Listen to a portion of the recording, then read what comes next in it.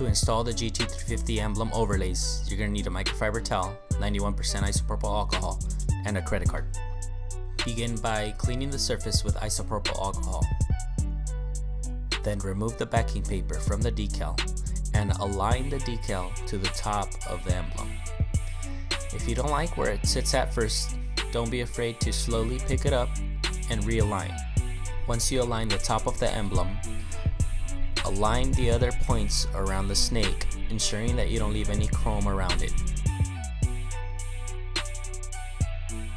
Once you've aligned the decal to the snake, grab the credit card and push the air out. Start from the center, work your way down, then reposition the credit card in the center and move your way up. The final step is to remove the transfer tape. That's the clear portion of the film that allows you to transfer the image from the backing paper to your emblem.